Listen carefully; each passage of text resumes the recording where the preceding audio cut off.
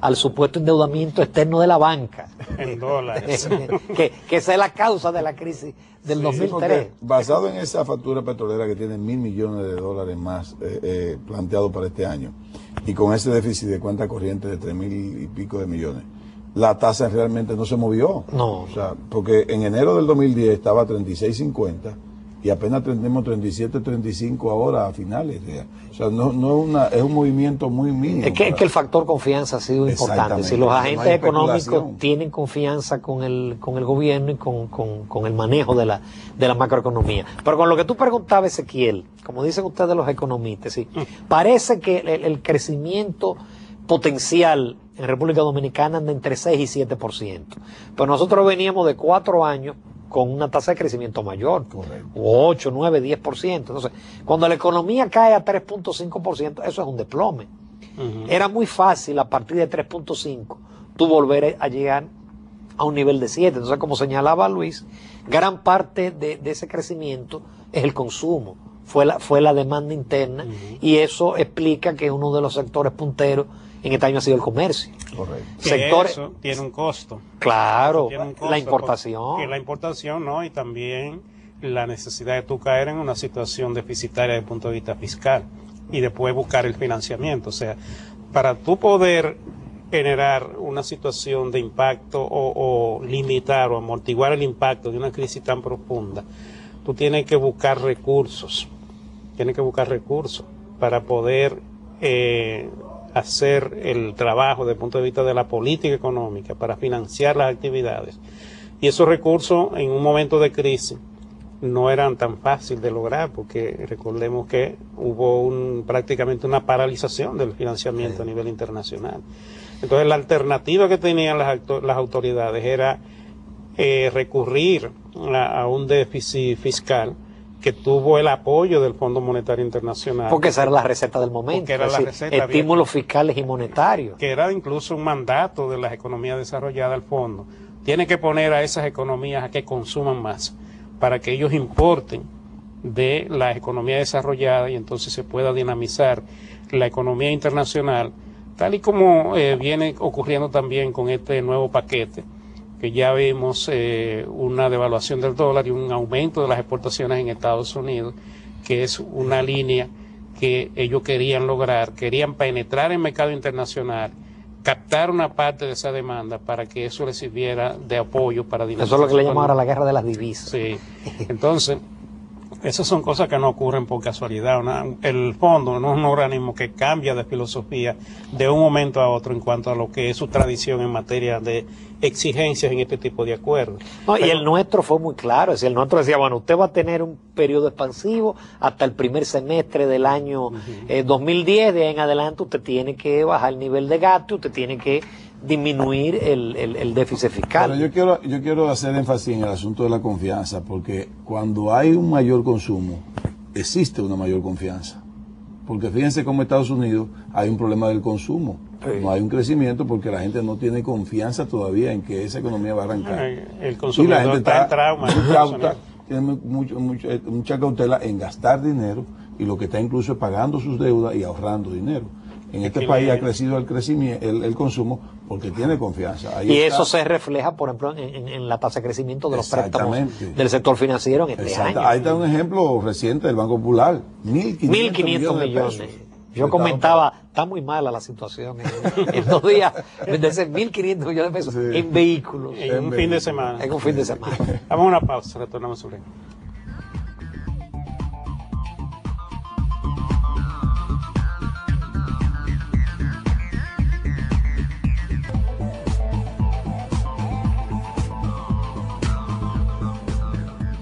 Retornamos con ustedes, amigos y amigas de Agenda Económica. Hoy día, como habrán podido observar, tenemos un conversatorio con el ingeniero Ramón Núñez Ramírez, miembro de la Junta Monetaria y un comunicador de larga data en la República Dominicana, que ya ha sentado escuela en este país, y un analista económico muy actualizado, muy conocedor del ambiente económico nacional. Una persona que se maneja siempre con mucha profesionalidad y que realmente nos orienta mucho a nosotros a través de sus análisis.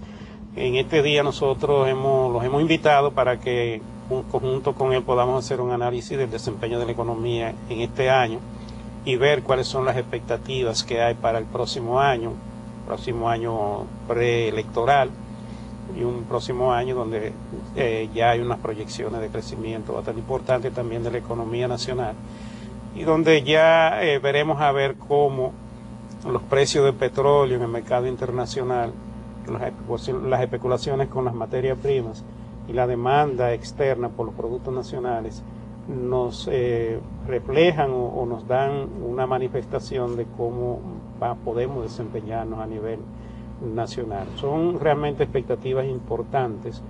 Vamos a terminar un año con crecimiento, pero también con un déficit importante de cuenta corriente que debe ser financiado. Y todo esto son elementos, ¿no?, que hay que ponerlo ahora sobre la mesa para uno hacer una evaluación y ver cuáles son las expectativas del próximo año, considerando que estamos todavía en el acuerdo, dentro del acuerdo con el Fondo Monetario Internacional. Pero antes, Ezequiel quería que hablaran un poco de los precios, ¿no? No, de cierta manera a mí me gustaría aprovechar la presencia de don Ramón Núñez Ramírez para que hablemos un poco de lo que es la educación, no del debate necesariamente del 4%, para no hacerlo en esa parte, diríamos, muy política. Ya me gustaría a mí aprovechar su gran profesionalidad y su capacidad de comunicación, en el sentido de qué podemos expresarle al pueblo, a los televidentes, sobre lo que debería ser una reforma integral de la educación. No necesariamente buscar esa parte política que se está buscando ahora de asignar un 4% del PIB, donde cuando ya sabemos que es imposible en estos momentos dedicarle un 4% del PIB, porque significa casi un 30 y pico por ciento del presupuesto, y eso en cierta manera, como bien decía el presidente, eso está correcto, hay que dedicarle un 4, un 5, un 6, pero hay que ver algo. En este país ha habido una metamorfosis rarísima en términos del crecimiento del Producto Interno Bruto con lo que se llama la presión tributaria, la presión fiscal. En el sentido de que aquí ha crecido el Producto Interno Bruto, pero ha disminuido la presión tributaria, en el sentido de que de un 17 que estábamos en el 2004 están contabilizados un 13%. Entonces hay que ver cómo habría que enfocar la inversión de la educación, que todos estamos de acuerdo en que debe ser mayor, pero tiene que ser con una programación correcta y basado en una reforma.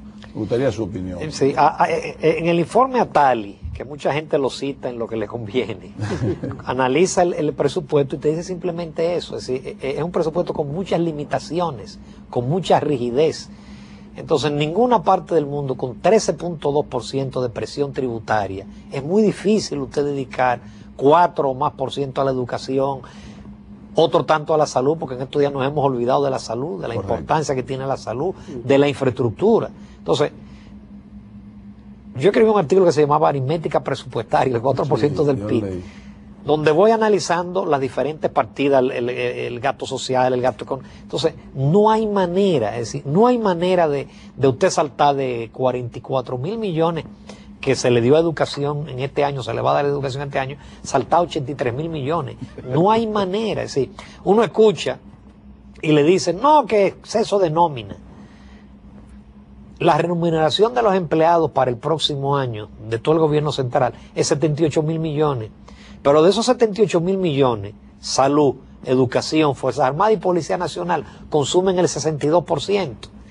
A nadie se le va a ocurrir bajar el sueldo en educación, en salud. Entonces, ¿qué queda por rebajar? Alrededor de 25.000 millones.